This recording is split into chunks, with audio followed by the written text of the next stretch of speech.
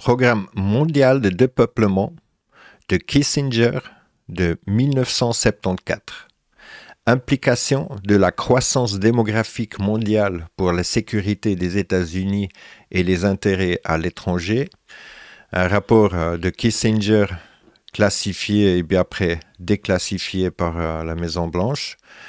Donc Kissinger était politicien, diplomate, consultant géopolitique américain qui a été secrétaire d'État des États-Unis et conseil à la sécurité nationale sous l'administration présidentielle de Richard Nixon et Gerald Ford.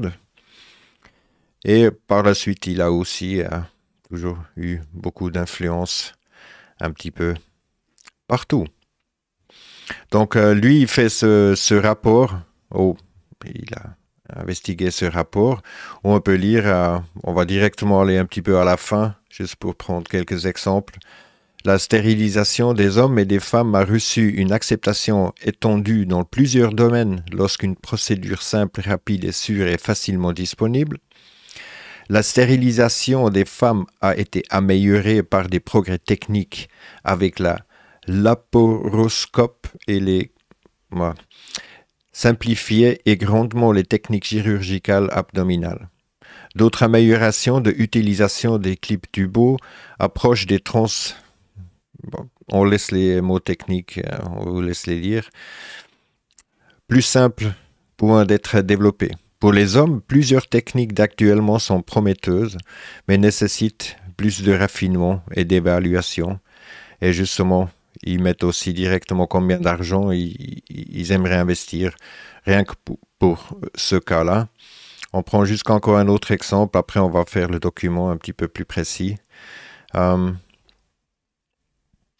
Ici, donc je suis obligé de copier le texte et le mettre dedans. Certains faits sur l'avortement devant être appréciés.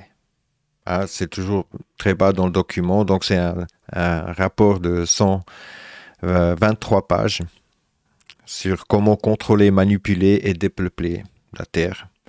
Tout cette... des organisations de parents, de protection d'enfants, de soutien de familles sont là pour contrôler la croissance de la population.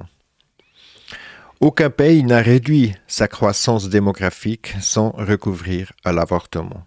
30 millions de grossesses sont estimées à résilier chaque année par l'avortement dans le monde. Maintenant, un truc qu'il faut plutôt comprendre, c'est il n'y a pas une surpopulation. Là, il dit sur un plan démographique, la population mondiale correspond au nombre total d'êtres humains vivant actuellement et aurait été atteint 7 milliards de personnes en mars 2020. Mais si on regarde bien un petit peu dans l'histoire et tout, c'est que des estimations. On peut regarder ici, on a fait un petit résumé ici dans l'histoire.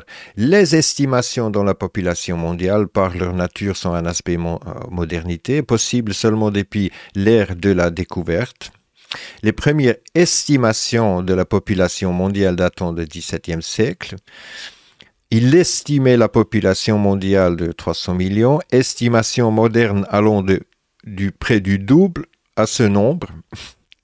Et la fin du XVIIIe siècle, les estimations devraient après à 1 milliard conformément aux estimations modernes. Des estimations plus raffinées, ventilées par les continents, ont été publiées dans la première moitié du XIXe siècle.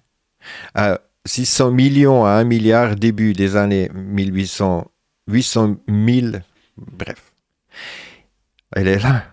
Il est difficile que les estimations soient meilleures que les approximations approximatives.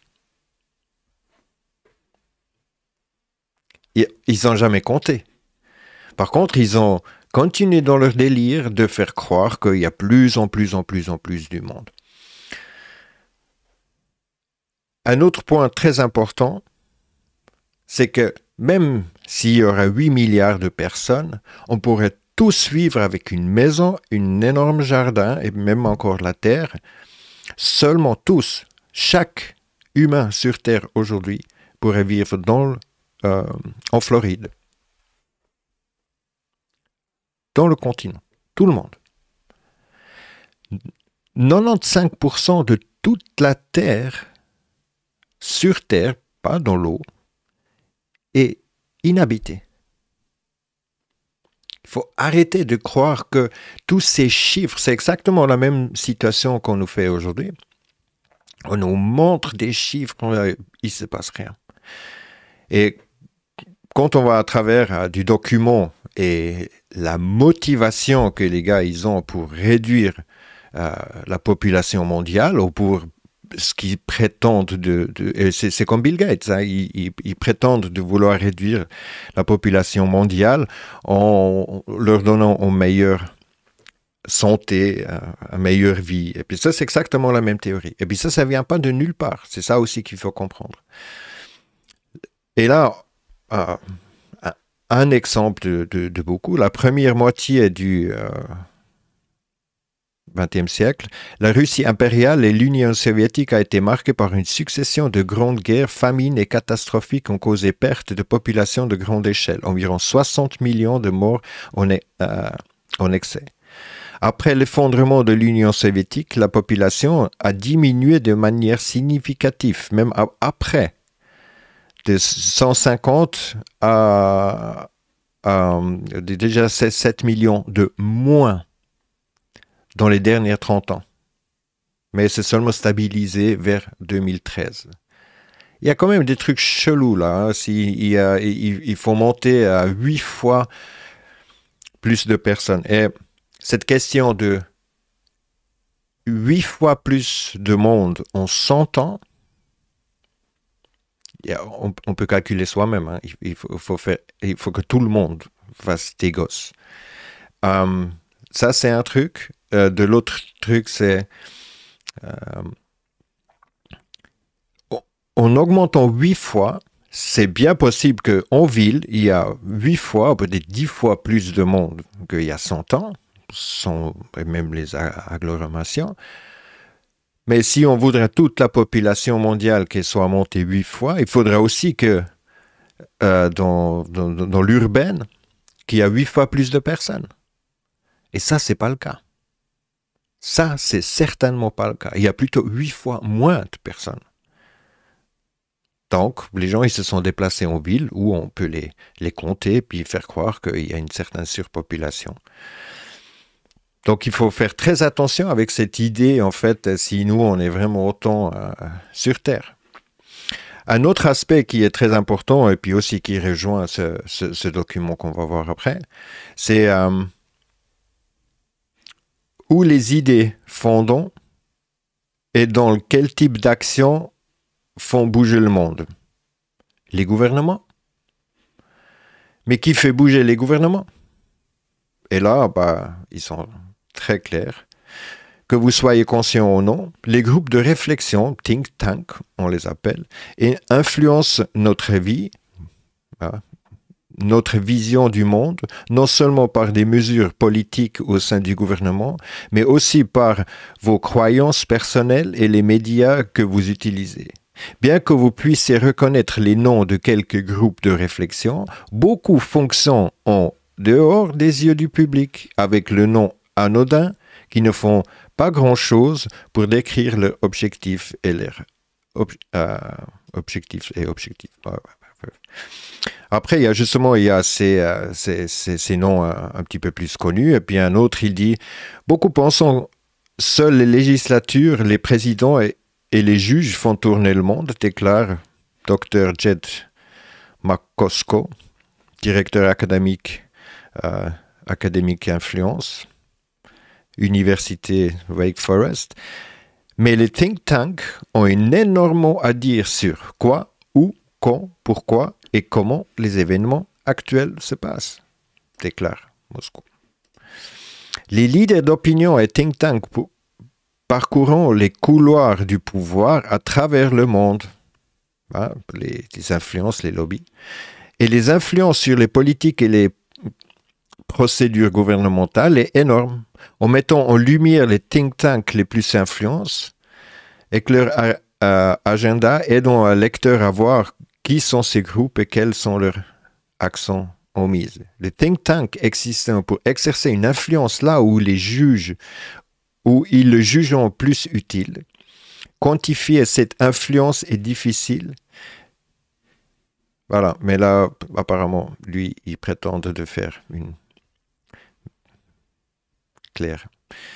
Fondé en octobre 2016 avec l'aide financière de la Défense Advanced Research Project Agency DARPA militaire, Influence Network a créé une technologie propriétaire apprentissage automatique, le moteur d'influence, pour mesurer la variable d'influence à l'aide de ces technologies. Exénuine milliards de points de données open source édités par la foule cartographiant en ligne des influences grâce à des référentiels de données mises à jour en permanence, y compris Wikipédia, Cross-Reference, Facebook et tout ça. Donc c'est clair que les influences où justement ils viennent ces groupes. Et là, on a un autre groupe qui a, par exemple, créé l'Europe. Hein? C'est eux qui ont amené l'idée de l'Europe, donc un groupe plutôt influent. Les rapports au Club de Rome aidaient les décideurs, le public, à mieux comprendre les grands problèmes mondiaux. On a besoin d'eux pour bien comprendre les choses. Ils font souvent des propositions politiques spécifiques et recherchant à favoriser le plus grand sens de la responsabilité civique, hein, on entend ça. Ils visent à lancer une discussion entre les chefs d'entreprise, les politiciens, ceux qui dirigent l'agence internationale et ceux qui fréquentent les universités, écoles et les médias. Donc, en gros, tout le monde qui a un peu d'influence. Le club publie également des documents, des brochures plus courtes et axées sur les politiques telles que les plans d'urgence climatique. Plans d'urgence climatique, eux, ils sont beaucoup là-dedans. Et ceux qui contiennent des propositions politiques concrètes s'adressant à un public plus large de décideurs, d'entreprises et la société civile, d'un grand public. Leur objectif est de pouvoir une vision et récite particulière de Club of Rome préconise et recueille des soutiens politiques et populaires pour les actions qu'ils contiennent. Donc, des dernières publications, mais si on regarde la première publication qu'ils ont faite, c'était en 72, jusqu'avant le document qui rejoint justement le document qu'on va avoir plus loin. Le message de ce livre, donc ce livre, il s'appelle Limit to Growth, donc les limites de la croissance. Et là-dedans, vous pouvez regarder sur Internet si vous ne connaissez pas déjà, mais eux, pareil que le document qu'on va voir, ils disent exactement comment arriver à leur but. Le message de ce livre tient toujours aujourd'hui, les ressources indépendantes de la Terre, le système mondial de la nature dans lequel nous vivons tous, ne pouvant probablement pas soutenir les taux actuels de la croissance économique et démographique. Bien au-delà de 2100, même si cela est long, même avec une technologie de pointe, à l'été de 1970, une équipe internationale de chercheurs de Massachusetts Institute de technologie. Ils sont toujours partout, cela. Hein. C'est aujourd'hui surtout dans l'intelligence artificielle. Et l'entreprise a étudié une application, une croissance mondiale continue. Il y a à peu près 30 ans, ce livre a été publié et remet une question et une hypothèse alors fondamentale de la théorie économique, que la Terre était infinie, fournissait toujours les ressources nécessaires de la prospérité humaine. Le titre du livre dit tout, limite à la croissance. Il était basé sur les premiers chercheurs à utiliser sérieusement l'ordinateur pour modéliser des conséquences à une population mondiale croissance rapide. C'est exactement ce qu'on a aujourd'hui. La plupart, que des scénarios, et puis après finalement, bah, vu qu'ils ne puissent pas reculer dans le truc, ils continuent en fait les chiffres. C'est comme ça que les chiffres de la population, surpopulation, elle est faite. La plupart des scénarios indiquaient une crise économique majeure de début des années 90. Ceci n'est pas ce qui s'est passé. Rétrospectivement, limite de la croissance était-il un avertissement ou juste faux? Nous avons demandé à Kate Suter, membre du Club of Rome depuis 1991, de parler du club et de ce livre événement. Bref. Mais rien que de voir à quel point ce livre il était diffusé, l'une des voix avertissement le plus connu a été contenu dans le livre The Limit of Crowd, publié en 72, il est vendu à 12 millions d'exemplaires en 37 langues. Bien que le livre ne prédit pas ce que passerait précisément, il déclarait que si le monde de consommation à la croissance démographique du monde poursuit le même taux élevé que l'époque, la Terre atteindra ses limites en un siècle. Le message était que le résultat n'est pas inévitable. Les gens pourraient changer leur politique et plutôt ce sera mieux. On arrive jusqu'à encore un autre point là. C'est ça. C'est le but final. Il est quand même, ils sont très clairs, arriver à un demi-milliard de personnes. Donc la question qu'il faut clairement se poser, est-ce qu'on est vraiment en train de surpeupler ou est-ce qu'avec ces chiffres de surpopulation, ils sont justement en train de réduire la population? Encore un autre exemple ici. Le taux de natalité américaine, le plus bas depuis 32 ans, a été en partie parce que les générations Y n'ont pas les moyens d'avoir des enfants. 60% en Amérique, des familles n'ont pas d'enfants en Amérique. Ici, on peut voir la fertilité aux années 60 et en 2016. Et ici, on voit justement la quantité de stérilisation à laquelle commence à se monter. Donc, on va revenir encore une fois sur ce thème un petit peu plus tard.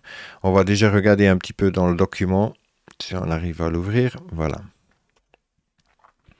Donc, on recommence un petit peu au début là, à page 4.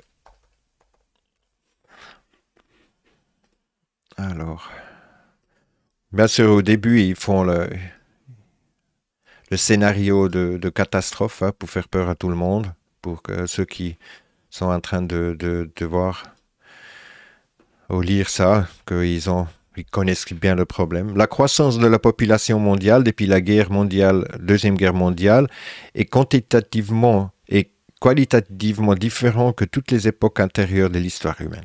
La réduction rapide des taux de la mortalité inégale à des réductions de taux de naissance correspondant à porter des taux de croissance. L'effet consiste à doubler la population mondiale en 35 ans au lieu de 100 ans. Près de 80 millions sont maintenant ajoutés chaque année contre 10 en 1900.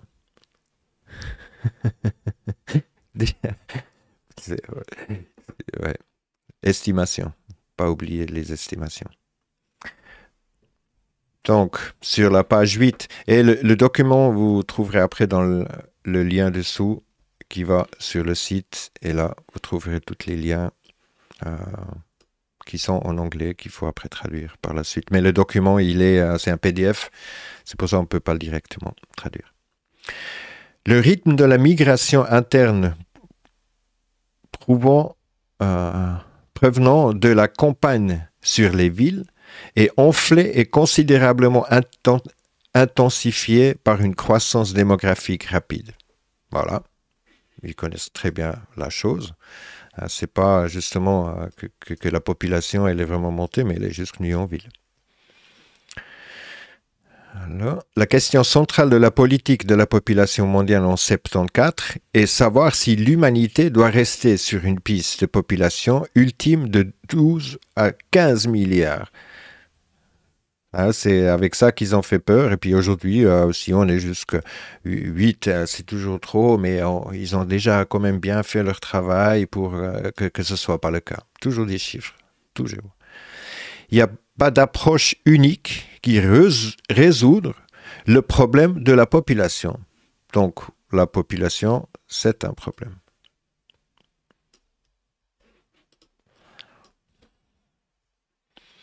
On va ajouter 2000.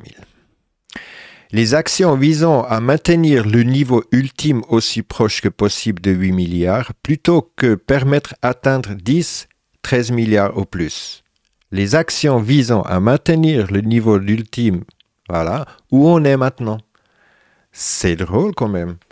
Hein? Mais, voilà. Ils sont toujours en train de jouer avec des chiffres.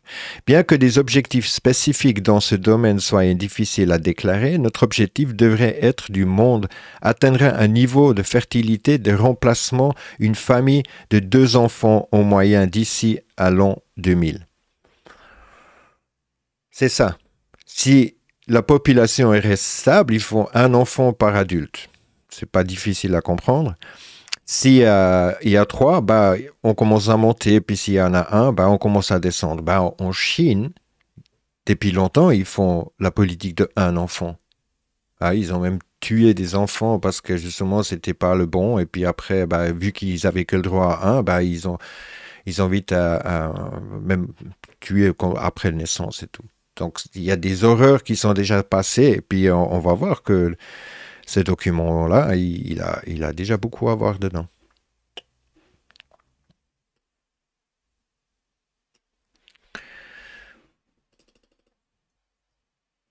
Les actions visant à maintenir... on avait eu ça. Hop. Voilà.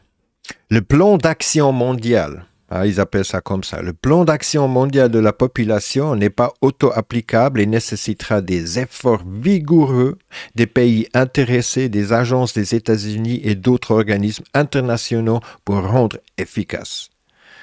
Le leadership américain est nécessaire. Et c'est ce qui s'est passé depuis. Hein. Donc, si on est dans une agenda eugénique, concentration sur les pays clés. L'assistance de la modération de la population, ah, ils ont toujours des termes très politiques, modération de la population devrait mettre davantage d'accent sur les pays en développement, en plus d'importance sur les rapides où il existe d'intérêt politique et stratégique américain spécial. Ces pays sont l'Inde, Bangladesh, le Pakistan, le Nigeria, le Mexique, l'Indonésie, le Brésil, les Philippines, Thaïlande, l'Égypte, Turquie, Éthiopie et la Colombie. Alors chacun il peut aller voir quel genre de programme il y avait depuis les années 70 dans ces pays, justement tout ce qui est protection familiale, tout ce qui est... et ainsi de suite. Assistance accrue pour les services de planification familiale. Hein, c'est toujours joliment présenté. Information et la technologie. C'est un aspect vital pour tout programme mondial de la population. Programme de la mobilité. Les informations et les documents de la planification familiale basés sur la technologie actuelle devraient être entièrement disponibles et aussi rapidement que possible aux 85% des populations des PMA, donc les pays sous-développés. Clés non atteintes, essentiellement les pauvres ruraux qui ont la plus forte fertilité. Hein, ils font déjà la chasse à la fertilité. Quoi.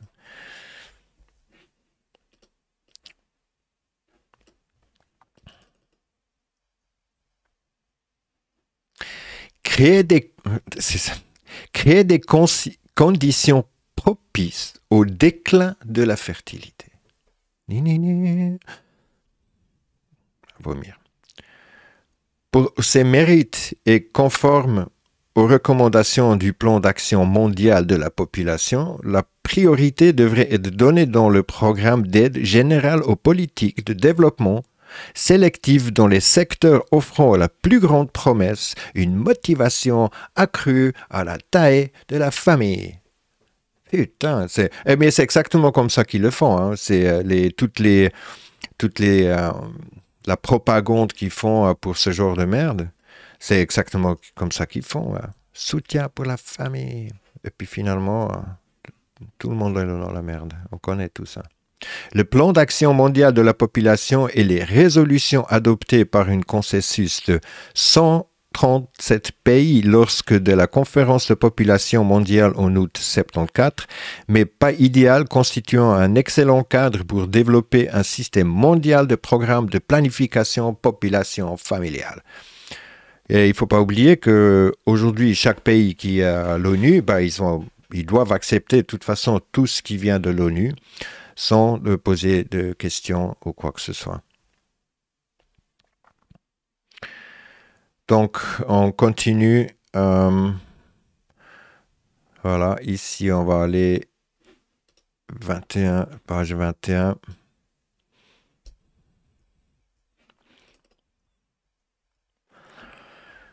Le pays développé typique, la Suède par exemple, peut avoir 25% de la population moins de 15 ans. Le pays en développement typique compte 41 à 45 de sa population en vertu de L5. Qu'est-ce qu'il veut dire par là? Non, pas L5, c'est sous 15. Donc la population, presque la moitié de la population, elle est sous 15 ans. C'est possible. Cela signifie qu'un nombre considérable de parents futurs, comparés aux parents existants, sont déjà nés. Même si ont moins d'enfants par famille que leurs parents, d'augmentation de la population très grande. On est bien d'accord que, oui, si dans une vie, on fait un enfant et puis cet enfant il est là et puis lui il fait déjà des enfants, c'est clair que oui ça fait plus, mais c'était toujours le cas. Il y avait toujours eu 3, 4 générations qui vivaient en même temps. Donc il faut pas non plus délirer de croire justement que si les enfants ils font trop tôt des enfants, c'est ça, il faut à 25 ans, pas avant, il faut tout régler. Non. Si le niveau de le remplacement de la fertilité on était atteint d'ici en 2000, la population mondiale en 2000 serait de 5,9 milliards au moment de la stabilité.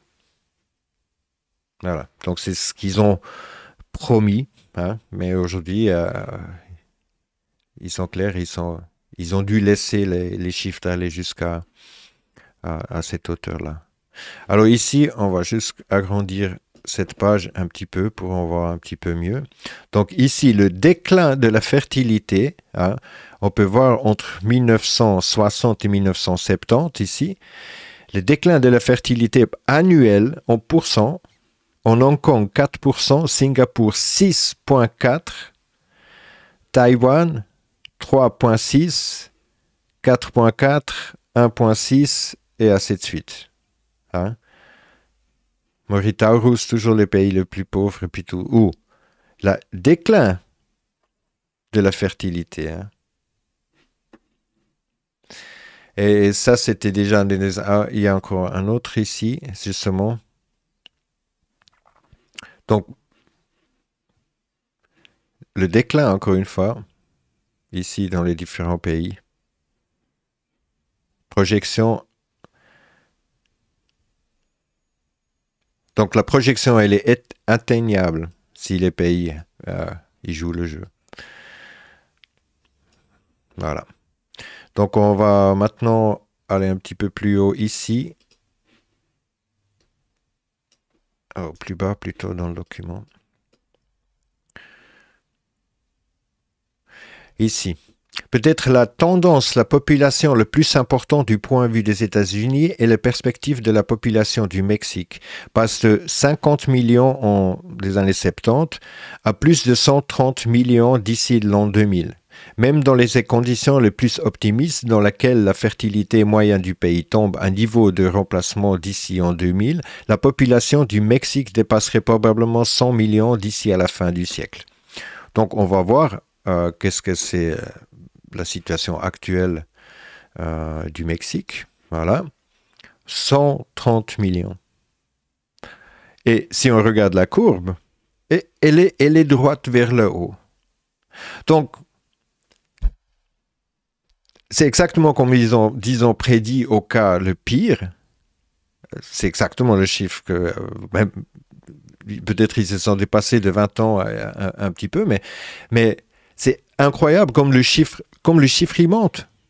Alors, s'ils auraient déjà fait tous ces efforts qu'on va voir par la suite encore dans le document, il y aura au moins des courbes, ou une certaine stabilité, quelque chose. Non, ça monte, ça continue. C'est exactement qu'est-ce qui se passe si on a justement un résultat souhaité après un certain modèle sur un ordinateur. On est bien d'accord. Après, personne n'a vraiment compté les gens, c'est des estimations depuis tout le temps, ils l'admettent eux-mêmes. Donc, nous, on fait la même chose. On est juste en train d'observer. On a voyagé dans presque probablement 40 pays, et on a fait exactement le même constat. Donc, à l'extérieur, dans l'urbain, c'est vide, les maisons, ils sont abandonnées, et les villes, ils sont remplies. Ça, c'est clair que ça, plus qu'on voyage, plus qu'on voit exactement cela.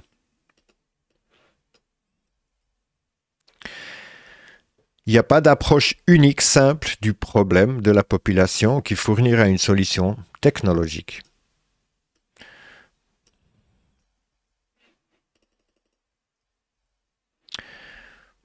La stratégie commune de la gestion de la croissance démographique rapide devrait être encouragée des mesures constructives à réduire la fécondité, car la croissance de la population au fil des ans annulera sérieusement des perspectives raisonnables pour le développement social et économique solidaire des peuples impliqués. Alors que l'horizon temporel de c'est l'année 2000, vous allez reconnaître cela. Bon, la traduction. La plupart des pays, en particulier les PMA, la stabilité de la population ne devrait être réalisée avant les siècles prochains, donc 2000.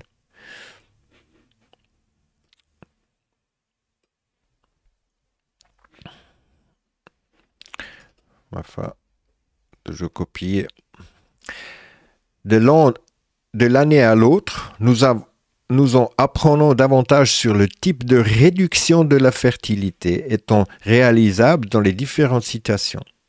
Compte tenu de la loi de la croissance complexe, même relativement des petites réductions de la fécondité au cours de la prochaine décennie fera une différence significative en nombre total d'ici en l'an 2000 et beaucoup plus important d'ici 2050. La stratégie proposée appelée à une approche coordonnée pour répondre aux intérêts importants en matière de la politique étrangère des États-Unis et dans l'influence de la croissance démographique sur les systèmes politiques, économiques, écologiques du monde. C'est ça leur motivation principale, c'est d'avoir tout pour eux.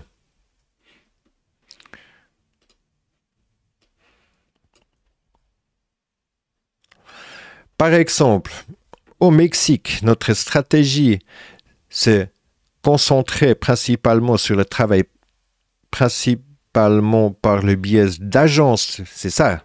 Les agences privées et organisations multinationales ont enfin encouragé davantage d'attention du gouvernement à la nécessité de contrôle de croissance démographique. Au Bangladesh, nous pourrons fournir des assistances techniques en finance à grande échelle en fonction de la solidité des demandes et des programmes spécifiques. En Indonésie, on reprendrions aux demandes d'assistance, mais je voudrais demander à l'Indonésie de répondre autant de coûts de programme à ses propres ressources. Maintenant, on va regarder quelque chose. Non, c'est ici.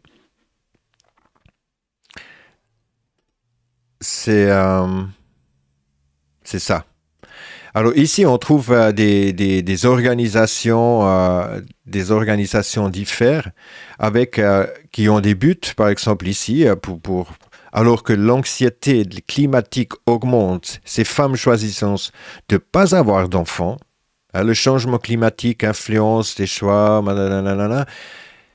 Et si on regarde justement par qui ils sont financés, c'est des supports administratifs super rapides. Soyez sponsorisés, postulez ici, approbation rapide, pas de budget minimum, faisable, frais d'administrateur, large parrainage, et ainsi de suite. Et ça, c'est ce genre d'organisation qui lutte pour le climat, mais qui disent carrément, est-ce qu'il est acceptable d'avoir des enfants? Donc, seules ces petites organisations, eux, ils reçoivent de l'argent à Donf, et puis c'est marqué dans les documents. À chaque fois, on n'a pas montré, mais à chaque fois, il y a les budgets, en fait, pour ces différents de programmes qui sont déjà prévus. Et c'est là où on voit justement toutes ces différentes organisations pour n'importe quelle organisation qui essaye ils appellent ça des grassroots movements, donc des petits mouvements comme ça avec des gens hyper motivés, on leur donne des sous pour puis qu'ils puissent faire des pubs, des différents trucs et tout.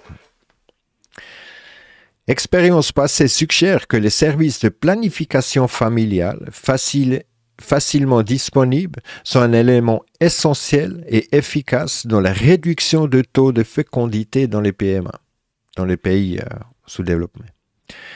Deux avancées principales sont nécessaires pour fournir des techniques de contrôle de la fertilité sûres et efficaces dans les pays de développement.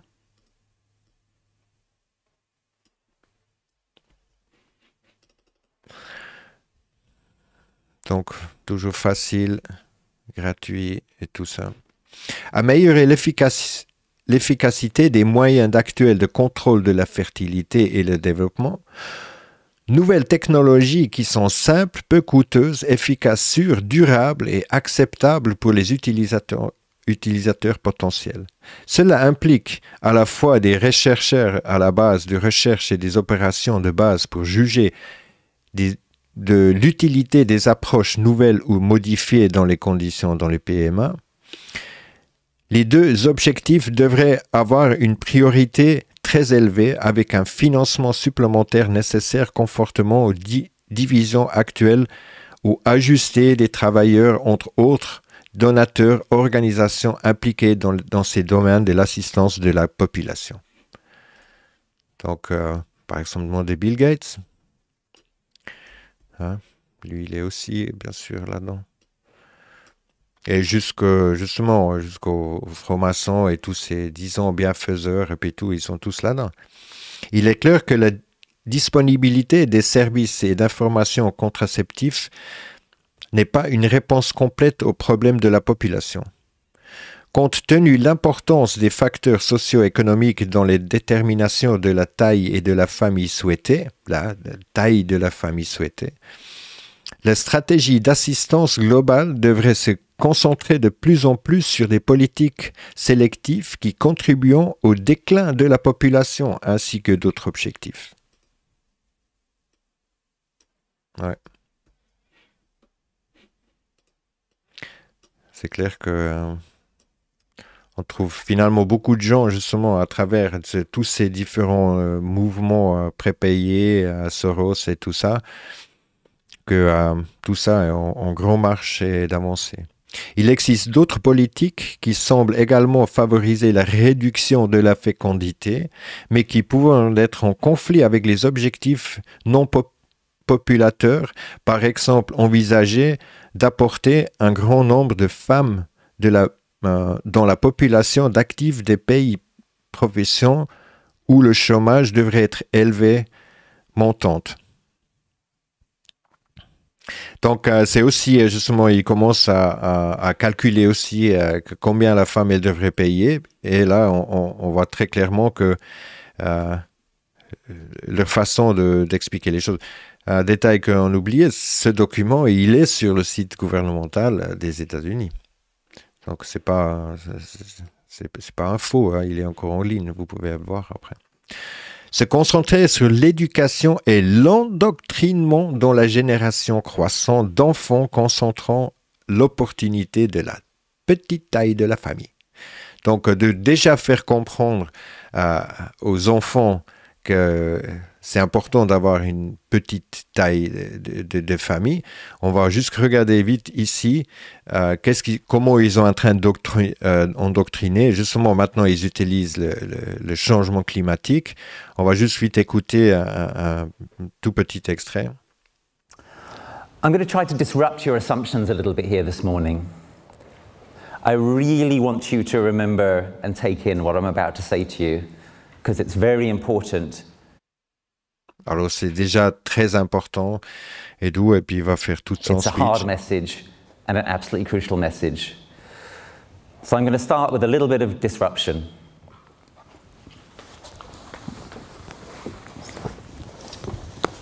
Hi again, everyone. Voilà. Ça, c'est toujours comment on crée la fantaisie. Hein. Maintenant, il joue le panthère. Et justement là, vers un moment, il arrive très clairement, il fait un long speech, et puis à la fin, il arrive justement... Or September. Well, then the crops would have been down by 50%, 60%. And sooner or later, you reach a point where there just isn't enough food. Voilà. Donc, on arrive à un moment où il n'y a pas assez à manger. Et c'est exactement comme ça qu'on est en train d'endoctriner les enfants, se concentrer sur l'éducation et l'endoctrinement de la génération croissante d'enfants concernant l'opportunité de la petite taille de la famille. Donc, c'est clair, après un discours comme ça, ils vont demander « Mais qu'est-ce qu'il va faire ?» Il ne faut pas faire trop de gosses, ou pas du tout de gosses. Et on va voir ça à la fin, qu'il y a vraiment des mouvements qui disent ça. Au-delà de chercher à atteindre et à influencer les dirigeants mondiaux, améliorer dans le monde entier, soutien aux efforts liés à la population devrait être recherché grâce à un accent accru sur les médias de masse et d'autres programmes d'éducation et de motivation de la population par les États-Unis. USIA et USAID. AID, c'est aide. USAID, qui aide pas du tout, en réalité.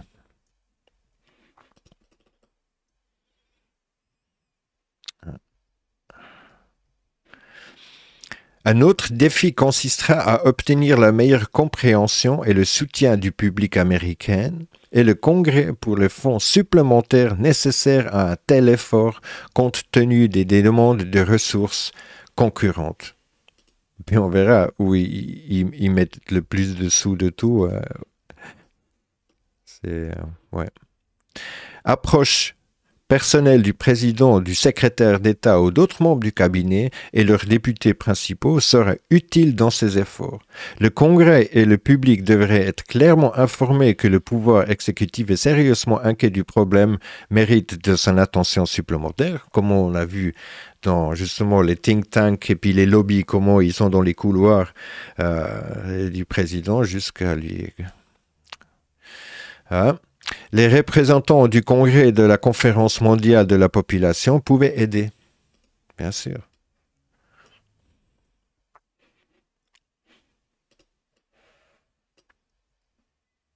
Mais qui le disent aussi ouvertement. Bon, il était confidentiel. Ils espéraient peut-être qu'il ne va jamais être publié, mais voilà. La conclusion de ce point de vue est que des programmes obligatoires pourraient être nécessaires et que nous pourrions envisager ces possibilités maintenant.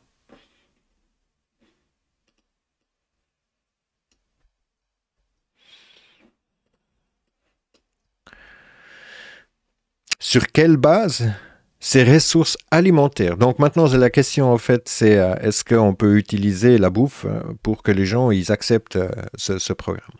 Sur quelle base ces ressources alimentaires devraient être fournies? La nourriture serait-elle considérée comme instrument de pouvoir national? Serons-nous obligés de faire des choix quand nous pouvons raisonnablement aider et dans l'affirmatif, les efforts de la population devraient être un critère pour une telle assistance? Les États-Unis sont-ils prêts à accepter le rationnement des aliments pour aider les personnes qui ne pouvons pas, ne contrôlons pas la croissance de la population? Menacer les gens. Si on voit ce qui se passe aujourd'hui, à quel point qu'ils insistent de participer à ces programmes de santé, on a fort à se poser la question si tout ça ne fait pas déjà partie de tout ça. Mais bon. Action pour créer des conditions pour la baisse de fertilité. Bon, je le lis encore une fois. Action pour créer des conditions pour la baisse de la fertilité. Ouais, je l'ai marqué ici dans le programme, sur le site du gouvernement américain. Depuis la création du programme en 1965, l'aide a obligé à près de 600... c'est ça. L'aide a obligé à près de 625 millions de dollars pour les activités de la population. Donc, on va vite voir qu'est-ce qu'ils ont fait avec ces 625 millions. Ces fonds ont été utilisés principalement pour, 1, attirer l'attention sur le problème de la population, 2, encourager le soutien multilatéral des autres donateurs à l'ensemble des efforts de la population mondiale, et 3, aider à créer et à maintenir les moyens d'attaque des problèmes, y compris le développement des capacités dans le PME à faire. 600 millions, rien que pour convaincre et payer des présidents, des organisations et ces différents trucs pour faire ça. C'est quand même très clair qu'il n'y avait rien qui a été fait pour le développement et puis les différents trucs. Là, il faut encore beaucoup plus. Et ça, justement, c'est les entreprises qui pouvaient directement profiter de la cause. Comme pour les masques ou pour d'autres choses qui est utilisées dans la crise d'aujourd'hui. Approche innovante pour fournir des services de planification familiale tels que utilisation des canaux commerciaux pour la distribution des contraceptifs. Bon, ça c'était dans les années 70, mais on ne connaissait pas. Aujourd'hui, c'est disponible partout. Oh, pour d'autres... Il est clair que la disponibilité des services et informations de la contraception importante n'est pas seulement l'élément requis pour résoudre les problèmes et la population de PMA. Les preuves substantielles montrant que les nombres de familles dans le PMA, en particulier les pauvres, préféreront consciemment avoir nombre d'enfants pour diverses raisons économiques et sociales. Donc, encore une fois, c'est cette chose qu'on est en train de dire que dans les pays pauvres, ils ont beaucoup d'enfants parce que certains ils meurent, ils ont besoin d'enfants pour travailler avec et puis tout.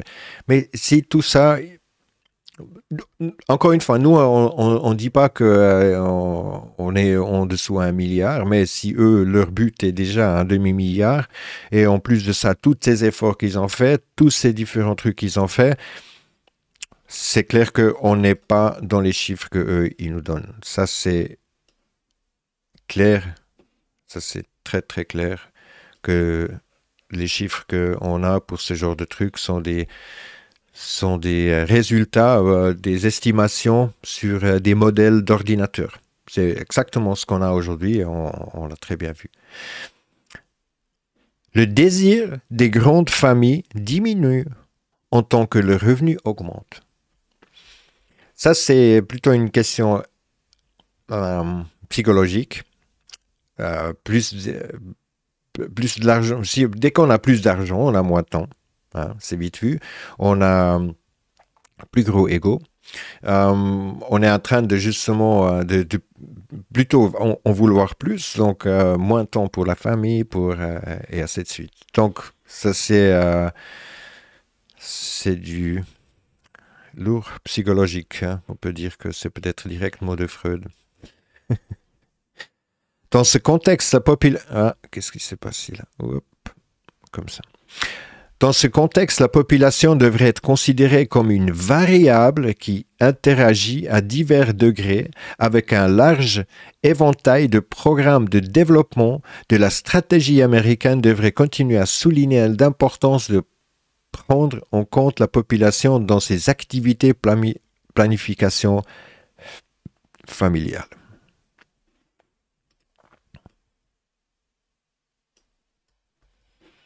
Ouais. En tant que proposition de recherche récente du ministère des études de la population de Harvard, la présente problématique des études récentes ont été identifiés facteurs les plus spécifiques sous-jacents de la baissant de la fertilité, en particulier de la propagation de la scolarité, d'élargissement des rôles des traditions pour la femme. Donc même de changer le traditionnel rôle de la femme, s'il le faut, ils le font.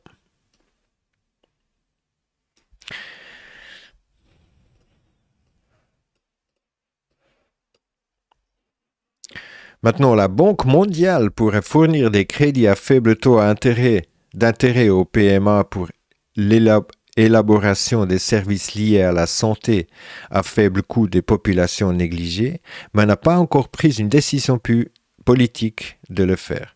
La Banque dispense un programme de population, la Banque, et de santé, et les dirigeants du programme ont été assez sympathiques avec leur objectif ci-dessous. Voilà, puis après, faut encore changer le papier que le personnel il a fait pour que ça corresponde plus avec l'agenda qui est dans ce document.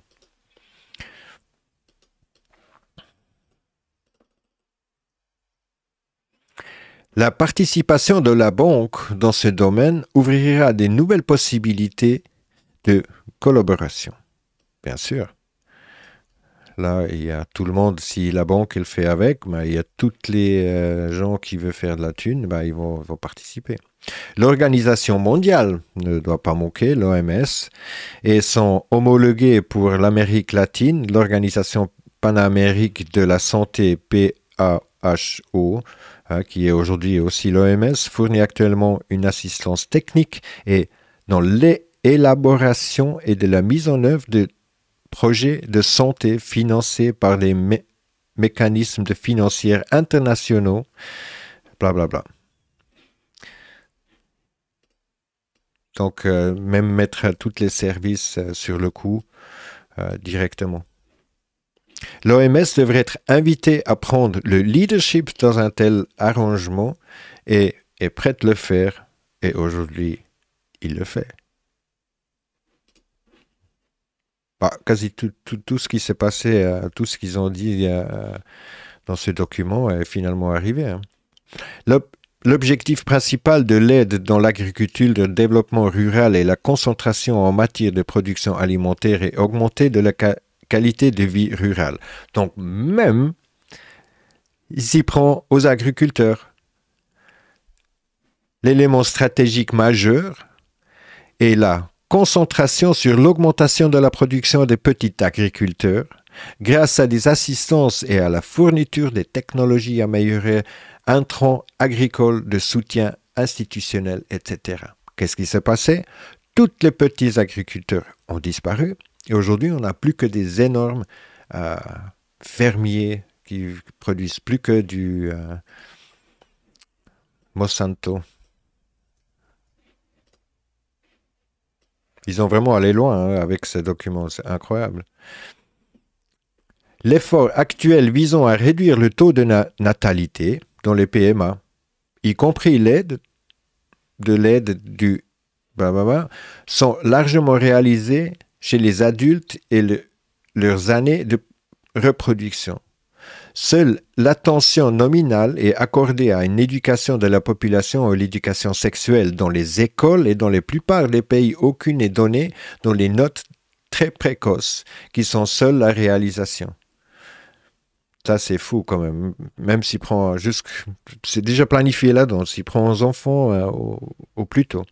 Il devrait être évident, cependant, que les efforts du contrôle de la naissance dirigés vers les adultes auront même du succès maximal, entraînant acceptation de la contraception pour la réduction de la naissance uniquement au niveau de la taille de la famille souhaitée.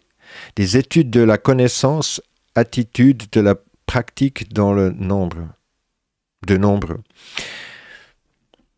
Des pays indiquant que la moyenne de 4 enfants au plus.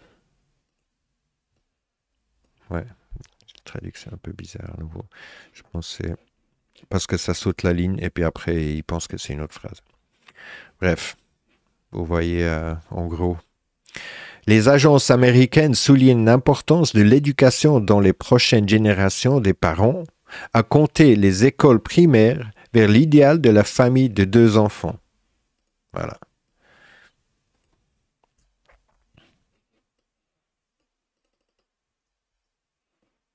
Donc, le programme alimentaire pour la paix et la population, on connaît ça aussi, l'huile. Hein, s'ils voulaient à manger, il fallait donner de l'huile, et puis ainsi de suite. Ils jouent toujours les bienfaiseurs. L'un des aspects les plus fondamentaux de l'impact de la croissance démographique sur le bien-être politique et l'économique du monde de sa relation avec la nourriture. Ici, le problème de l'interrelation de la population, des ressources nationales et de l'environnement dans la productivité et des stabilités politiques, économiques, des réunions, des pénuries de besoins humains fondamentaux à se reproduire.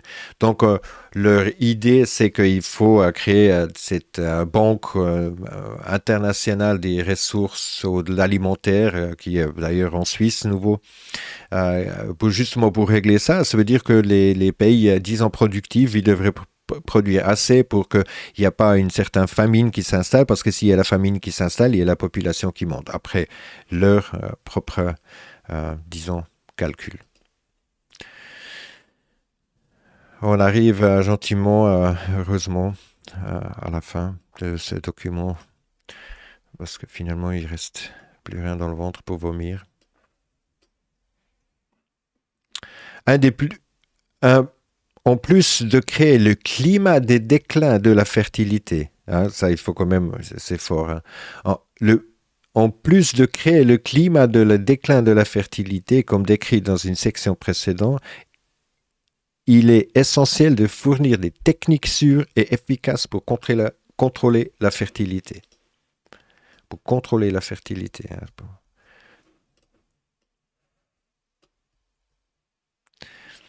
Législation et politique effaçant ce que le gouvernement américain relatif à l'avortement dans les domaines ci-dessous est discuté à la fin de la présente section. Donc, ouais, les avortements, c'est un gros débat, comme on a vu au début déjà. L'effort de réduction de la croissance démographique nécessite une variété de méthodes de contrôle des naissances sûres, efficaces, peu coûteux et attrayants pour les hommes et les femmes.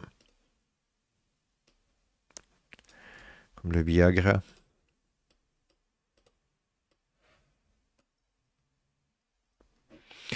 Aucune des méthodes actuellement disponibles des contrôles de la fertilité n'est complètement efficace dans les effets indésirables des caractéristiques répréhensibles. L'idéal, un contraceptif parfait à tous les égards, peut ne jamais être réalisé.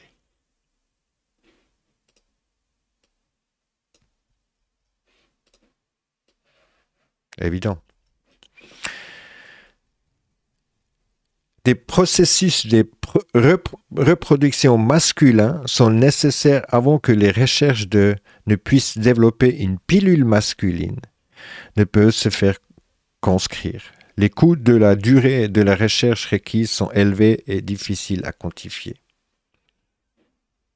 Et encore une fois ici,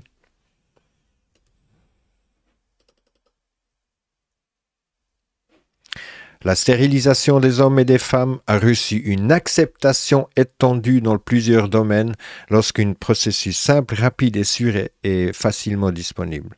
La stérilisation des femmes a été améliorée par des progrès techniques avec les mots je vous laisse lire et simplifié grandement les techniques chirurgicales abdominales. D'autres améliorations d'utilisation de clips du beau, d'approchant de trans. Encore une fois, un de ces mots que je n'aime pas lire. Le petit chien. Pour les hommes, plusieurs techniques actuellement sont prometteuses, mais nécessitent plus raffinement d'évaluation.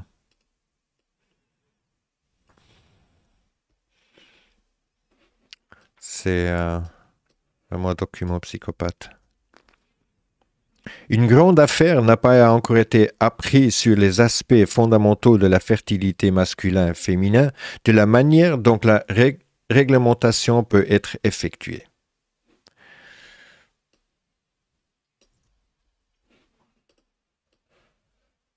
Et là, l'exclusivité de la Chine, seule 10 à 15% de la population le PMA sont actuellement efficaces, sont conclus par des activités de planification familiale. Voilà. Donc déjà, à ce moment-là, ils ont déjà fait des grands efforts en Chine. Si les efforts visant à réduire la croissance de la population rapide devraient réussir, il est essentiel que la population néglige de 70 à 85 à 90% des PMA ait un accès à des services de planification familiale convenables et fiables.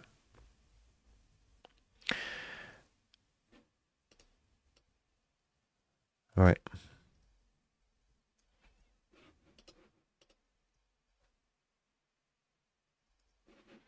Certains faits sur l'avortement devraient être appréciés. Ça, c'est quand même à vomir. Aucun pays ne réduira sa croissance démographique sans recours aux avortements. 30 millions de grossesses ont été estimées à être réalisées chaque année par l'avortement dans le monde entier.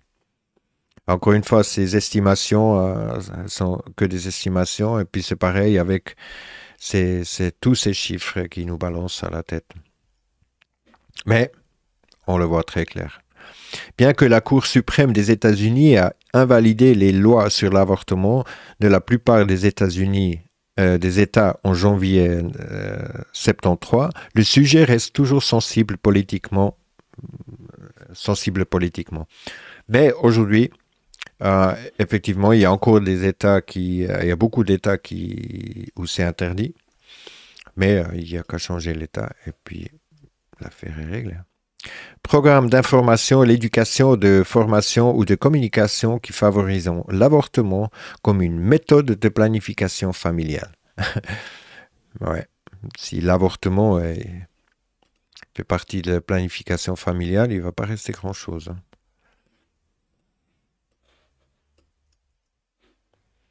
Payer les femmes dans les PMA, dans les pays sous-développés, pour avoir des avortements comme une méthode de planification familiale et de payer des personnes à effectuer des avortements ou de solliciter des personnes à subir des avortements. Ça, c'est dégueulasse. Ouais. Mais ça, c'est comme les psychopathes. Font les choses dans la politique. Ouais, c'est peut-être le prix à payer. Le prix, il est peut-être lourd. Utilisation des systèmes de communication de masse, communication par satellite pour la planification familiale. L'utilisation des médias de masse pour la diffusion des services et des informations sur la planification familiale. OK.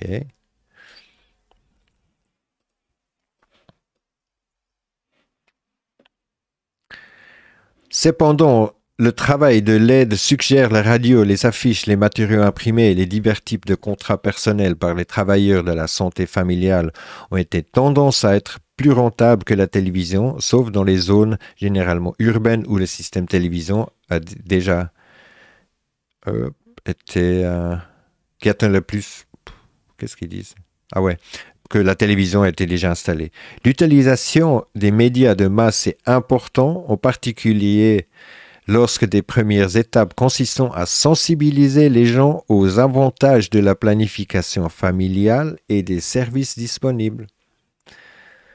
cette manière, les médias de masse pouvant compléter efficacement les communications interpersonnelles nécessaires. Ouais. Donc, si la télévision marchera pas, ils n'auraient pas investi. Estimation que le meilleur pari dans la stratégie des médias consiste à encourager une utilisation intensive des médias déjà disponibles ou coûtent relativement faibles. Par exemple, la radio est une média qui, dans certains pays, atteint déjà un pourcentage considérable de la population rurale. Et on continue.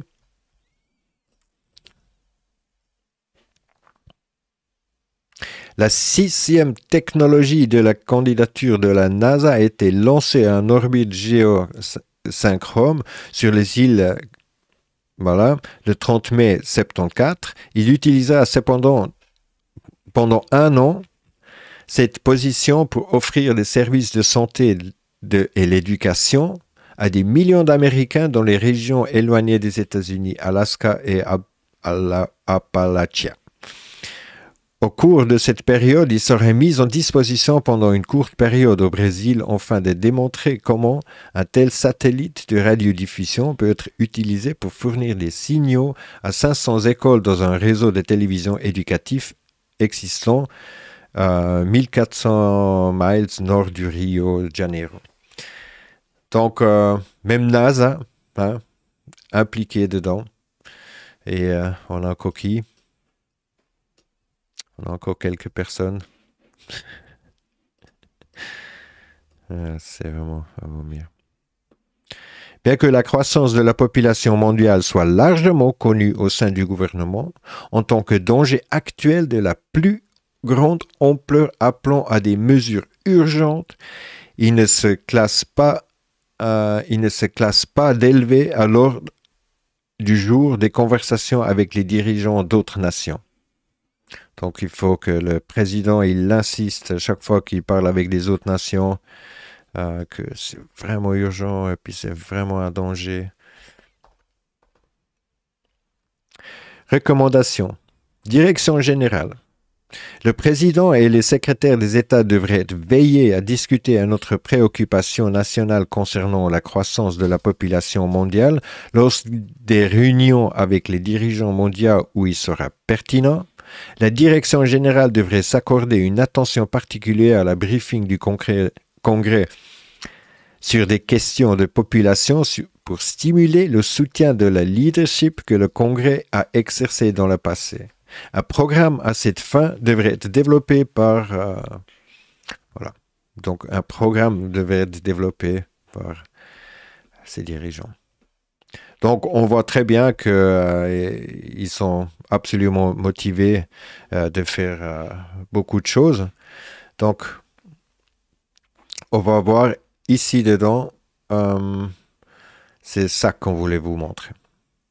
Donc, on appelle ça le antinatalisme. L'antinatalisme est le point de vue éthique qui valorise négativement l'apparition de la procréation et juge la procréation comme moralement répréhensible. Les antinatalistes soutiennent que les humains devraient abstenir de procréer parce que c'est moralement répréhensible. Ils parlent de morale et voilà. Certains reconnaissant également la procréation d'autres êtres sensibles comme moralement répréhensibles. Donc, même si les animaux dans la nature, ils font des animaux, c'est mal. Certains des premières formulations suivant de l'idée sera préférable ne pas viennent de la Grèce antique. L'art de guillotiner les procréateurs, manifester l'antinatalisme. Mais ça va bien sûr, c'est nouveau, c'est débilité religieuse, hein, c'est comme les moines qui choisissent le célibat. L'enseignement du Bouddha entre autres 4 nobles vérités sur le début de Mahavagga, et interprété par Gur Singh Hari, suit: oublions la souffrance à laquelle la vie est soumise. L'homme engendre des enfants et donc la cause de la vieillesse est la mort. S'il réaliserait seulement quelle souffrance il ajouterait par son acte, il renoncerait à la procréation des enfants et ainsi arrête l'opération de la vieillesse de la mort. Les Marcionites croyaient que le monde visible est une création maléfique, démiurge brutal, cruel, jaloux et en colère. Yahvé. Selon cet enseignement, les gens devraient s'opposer à lui, abandonner son monde, ne pas créer des gens et en faire confiance au bon Dieu de miséricorde, étrange et lointain. Voilà. Les Écrites ont observé que la naissance amène à la mort. Oh, non, il n'y a pas de mort. Encore une fois, si on met un début, on cherche la fin, on a peur de la fin.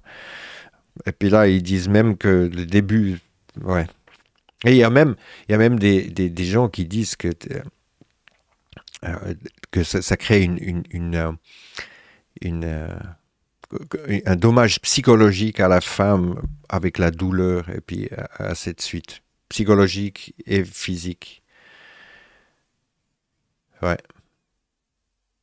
C'est grave. Pour vaincre la mort, il faudra renoncer à la procréation, ne pas produire de fourrage frais à la mort. On a fait une interview qui va se publier probablement sur la chaîne anglaise dans le mois qui suit, avec justement quelqu'un qui est carrément pro-eugénics. Hein. Eugénics, c'est toute cette idée justement de la dépopulation qui est toujours un petit peu cachée. Même avec lui, il ne voulait pas admettre ouvertement, et puis on lui a plutôt suggéré de le faire. On va peut-être parler encore un peu plus profondément de ce sujet, mais que 60% des Américains ont déjà plus d'enfants. Puis après, justement, des femmes qui refusent carrément d'avoir d'enfants. Et quand tu regardes un petit peu plus près, c'est souvent des lesbiennes qui, ok, il ne veut pas avoir d'enfants, mais carrément essayer d'accuser des autres de ne pas faire des enfants, ou carrément de leur dire c'est immoral de faire des enfants. On arrive vraiment à un tournus incroyable. Est-il acceptable d'avoir des enfants? Donc, tous les articles où ils sont en train de questionner. Et justement, ce gars avec qui on a fait l'interview, il demande les gens dans les rues comme ça pourquoi leurs parents les a créés. Et si c'était juste de le faire, vu qu'ils n'ont pas eu leur consentement. Et il y a même quelqu'un qui a essayé d'accuser ses parents devant la justice pour les avoir créés. Donc on arrive dans des délires où justement on a peur du changement climatique et tout ça pour finalement de carrément refuser d'avoir des enfants. Hein? Et avec justement des gens qui sont qui n'ont pas vraiment l'air d'une vie très très très très heureuse et puis peut-être des gros traumatismes, peu importe, mais carrément d'essayer de créer un mouvement, se faire financer justement par les gens qu'on a vus dans le document. C'est là que voilà, jusqu'au moment où les enfants britanniques aujourd'hui risquent vraiment de ne pas grandir. Donc, de créer ce genre de psychose, c'est exactement le but pour ce genre de cas de faire leur traumatisme. Voilà. Donc, finalement, arriver jusqu'au eugénisme, hein, ici, à l'eugénisme. En plus, c'est représentant dans l'arbre de vie. toutes ces influences, ils font énormément et puis ils font énormément de dommages et puis ça fait tout à fait partie de cette idée de tuer la mort et d'avoir peur de la mort, d'arriver dans des mesures, des idées et puis des mouvements mais complètement absurdes et puis complètement contre la vie. C'est ça qu'on voit aujourd'hui, mais aussi la situation aujourd'hui, il faut quand même aussi se poser la question, qu'est-ce qui est vraiment derrière tout ça, si c'est tous ces recommandations de l'OMS, ils sont pas vraiment, ils font rien. On peut pas dire trop sur la chaîne YouTube. Si vous voulez regarder les vidéos sur toute cette crise actuelle qui était censurée sur YouTube, il faut aller sur notre site. Là, on a encore notre libre mot à dire. Merci d'avoir regardé. À bientôt.